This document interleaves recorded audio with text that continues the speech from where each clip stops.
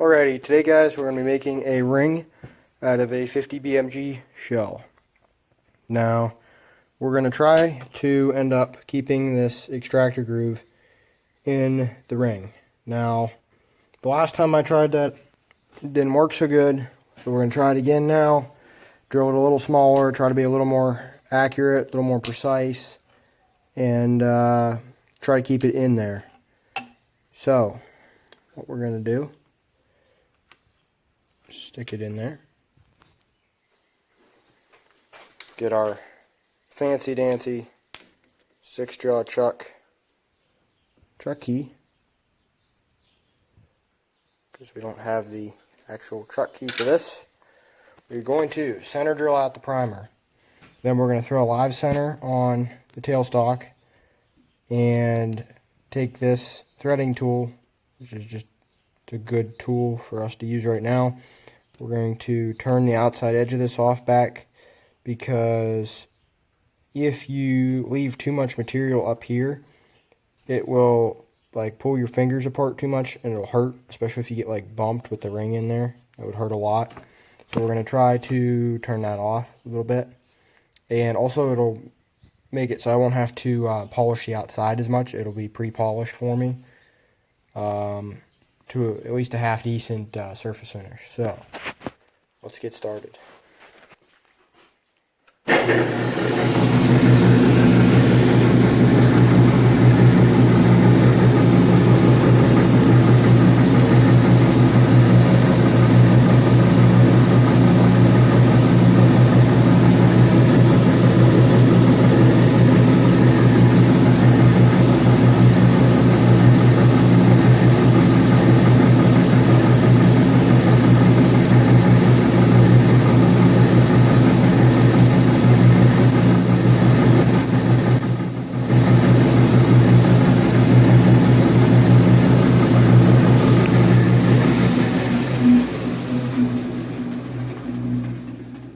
Okay, now for the live center. Alright, now we're all set up. We're going to mark this right here. It'll stay. And we're going to turn a little bit off the outside here. And put the lead screw in gear so we can use power feed, because it leaves a better finish, I find. Even on something as highly machinable as brass is, the power feed leaves a nicer finish. So we're going to get started.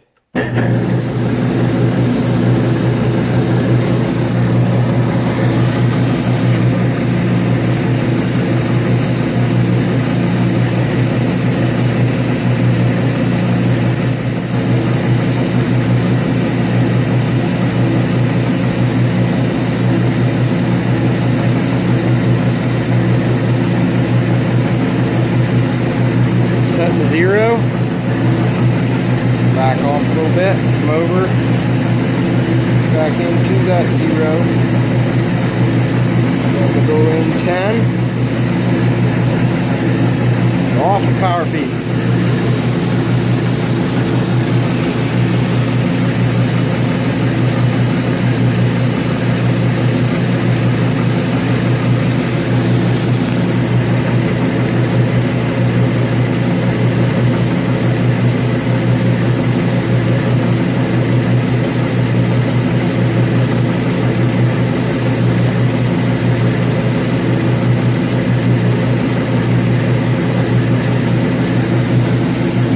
Now, because the case is tapered, it's not exactly going to make it the whole way across in one pass, unless you cut really, really deep, which I'm not doing even though it's brass.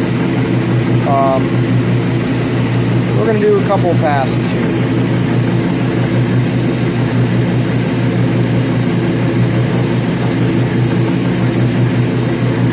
Then set the power feed. And away we go again. I always thought watching this was the coolest thing.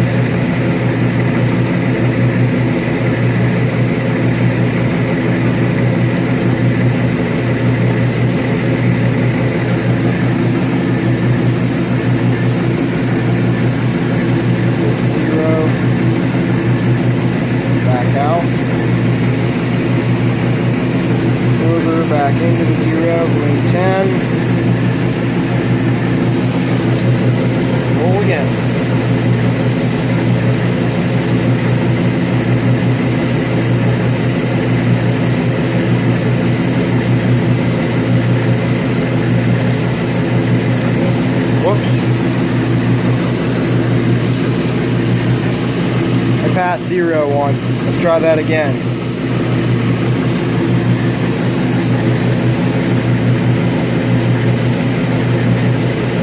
That looks better.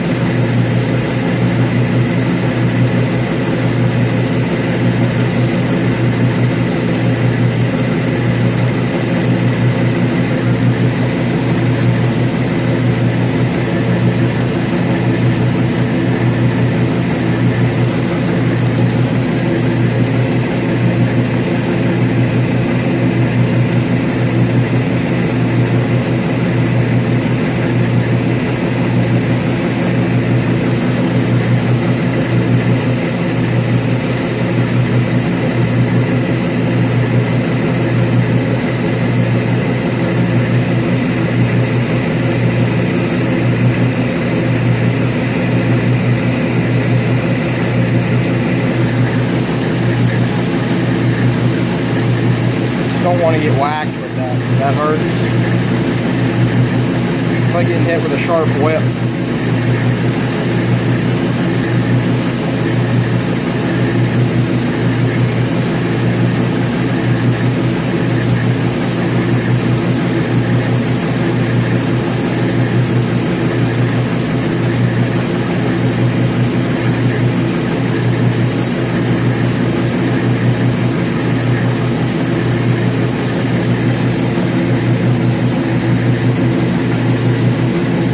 We'll run one more time.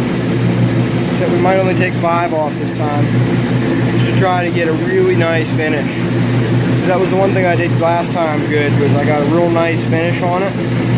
Just the drilling part didn't go as planned. Try to grab that, get that out of there.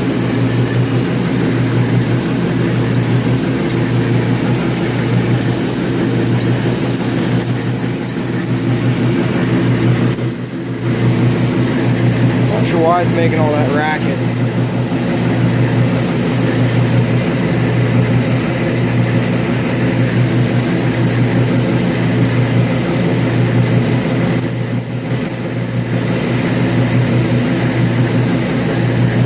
That's odd. It was making little chips on 10, and now we go to 5 and it's making stringy chips. I'm not sure what that means. Probably a better machinist can tell you what that means. Maybe that's just normal with brass, I don't know.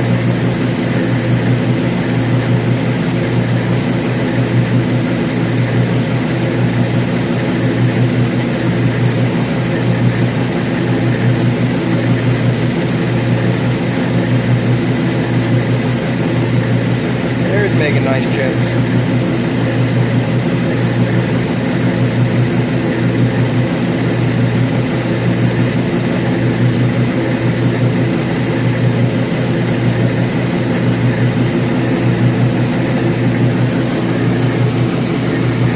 Alrighty, I think we'll call that good for now. That's what the squeaking sound is. The live center wasn't seated very good. It's only brass, so it only cut the brass up, not the live center, which is good. That would explain why it's so really, really hot right at the base of the case. I could touch the piece the whole time I was working last time. One thing that concerns me is how this line there isn't exactly straight. That can only mean something's not aligned, or the chamber in the gun in this case was fired in most recently. Probably its only time it was fired. Was not exactly straight. One of the ones we did earlier, Dad and I did earlier, is kind of like that too. If it's close, it's likely it was fired out of the same gun because we got them from the same place. Same guy gave them to us. So that looks about the same. So it could just be we made the same error. It could just be the gun barrel wasn't, or chamber wasn't exactly perfect. I don't know. Alrighty, I went ahead off camera and moved the case and put a drill in the tailstock. So we're going to do some drilling now.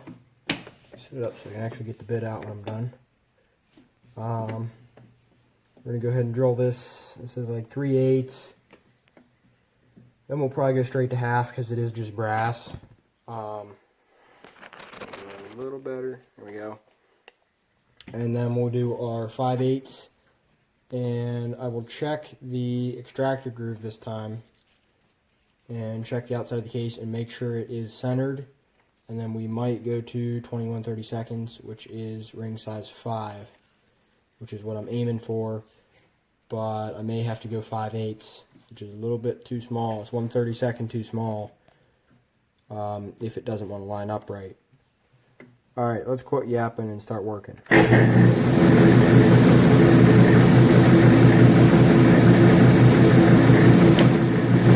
have quite enough reach.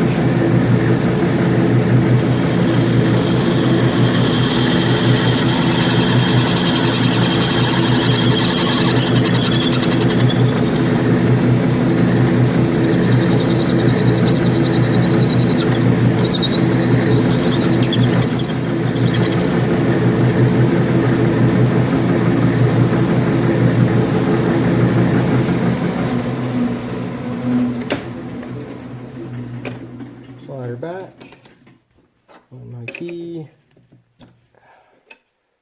Get it up, clean her off. It is just brass, so we will try going straight to 1/2 inch and see if it behaves or not. It may not. We may have to go back to a smaller drill. We'll find out.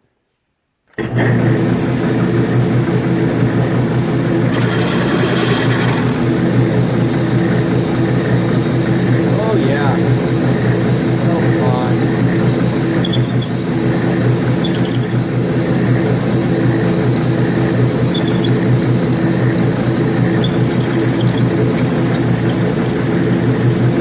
Beautiful, beautiful.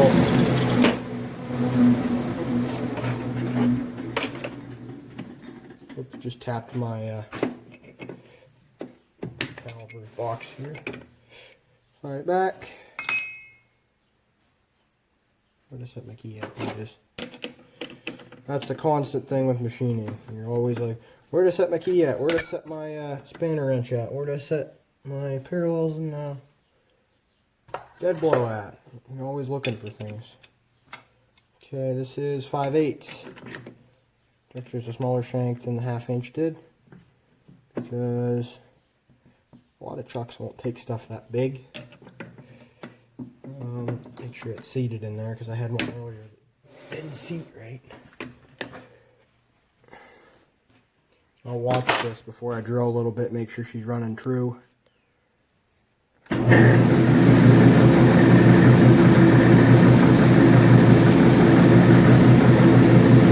Not perfect, but it's in the chuck too, the whole chuck shape.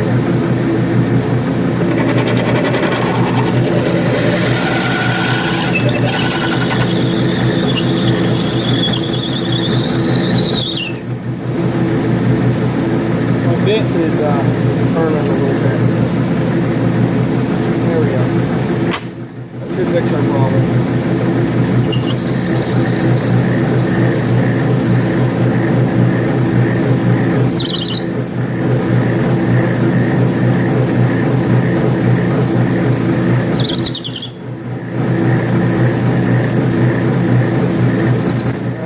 Nice colored chips. That just got really hot though. That just got really hot. See how the color changed? That's That's not necessarily good. I don't know why it got hot all the... Oh, I got built up on the lips of the drill there. Oh, forgot my camera's on this side now. See, we got a little bit of build up there. The color should come back, I would imagine. May quit filming while I do the measuring, and I'll be right back. Alright guys, I went to drill the hole back out with the 5/8 and made the mistake and put the 21/32 in. By accident, it didn't make a mess yet, so we're going to put it back in after I cleaned the hole out with the 5/8 and didn't get anything back. I checked the part with a thermometer because it has changed to an almost nickel color. You see that? It must have got hot or something. I don't know. That's what I would guess. I checked it with a thermometer. Like, we have an infrared, like, laser pointer one. And the highest temperature I got was like 88 degrees, which doesn't seem right. And that was Fahrenheit, not Celsius. I made sure. So, I don't know what the deal was with it. We're going to drill it now. Hope it behaves. Polish it up. And cut ourselves off a ring here, hopefully very soon. Let's get to it.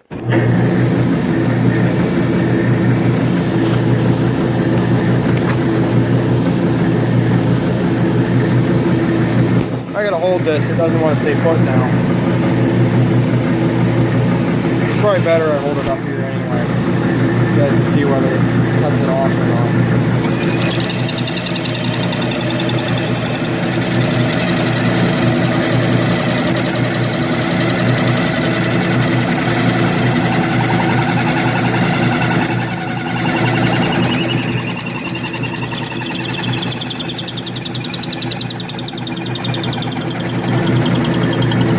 Noisy thing.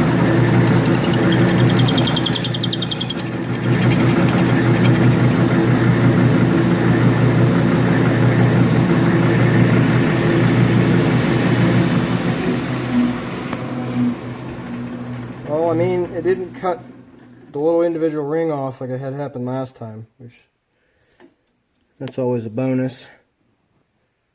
See what the inside looks like here. Not the prettiest surface finish I've ever made. There's a funky step in there from when I drilled at 5/8. It made that, it got a chip stuck in there and it wore itself away. So we'll have to polish that up. That might be further in than the ring hopefully will be. So we're going to pull the case back out a little bit, put the live center back in maybe, and see about polishing it up on the outside. I'll try to take a little wad of sandpaper, stick it in there now, though, too. Unlock my tailstock here, slide it back. Take the drill out before I take my elbow out. I'll probably do the polishing off camera, just because it's kind of boring, and I'll let you know how it turns out in the end.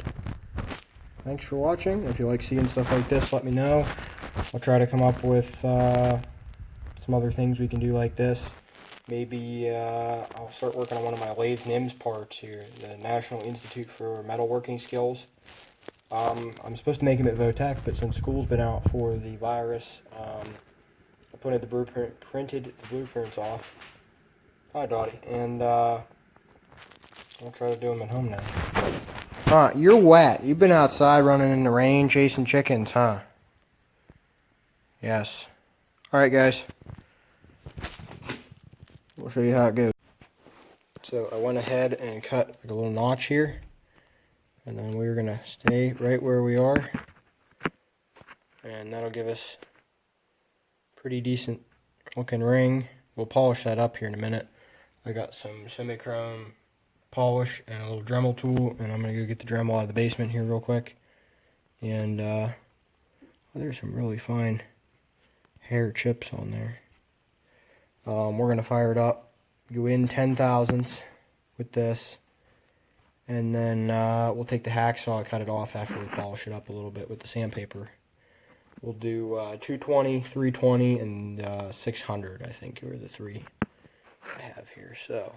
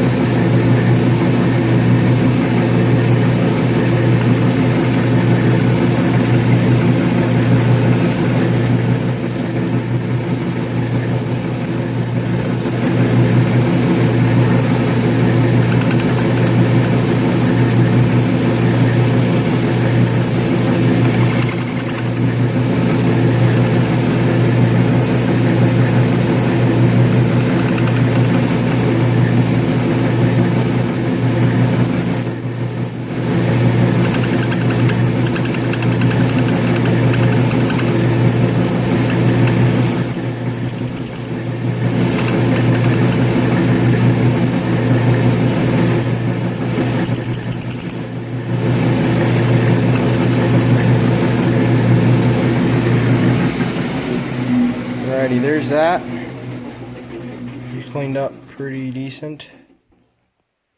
Not the best surface finish, but there's going to get a hacksaw run through it here in a minute. So there are some really fine chips there. I'm not completely concerned about that. We're going to back this out the whole way, slide it up here. Get me some 220. I'll probably pause the video for this, just because it requires two hands and there's no good place. I guess I could probably set it here on the tool post again and polish that up a little bit on the outside. Then we'll go get the Dremel and take the hacksaw, cut it off, and then clean it up with the polishing tool. And it's going to be hard to screw it up between now and then. I'm going to knock on wood, but it's almost guaranteed it's going to be good at this point. Our brass color came back after it cooled down a little bit. A little bit of nickel color was just because our 21/32 bit isn't perfectly sharpened, or perfectly sharp at all. So it got a little bit hot. My dad said he was using it on another piece of brass, and it got kind of more reddish copper color, just because it got hot, and it must not have been clearing chips real good or something, or cutting good, something like that. So we're going to get the polishing. Alright guys, here we are. We have parted it off. No cracks or nothing around the extractor groove. Pretty decent surface finish on the inside. Really nice surface finish on the outside, if it'll focus here. It would probably help if I set it down. Really nice looking ring, I think. A little bit of color variation there from different temperatures and things while I was cutting. Next, we're going to take this buffing wheel for a Dremel and this polish, and we're going to take and polish her up with the Dremel. And I'll probably do a little short clip, maybe me polishing it up, and maybe a little short clip of after we're done.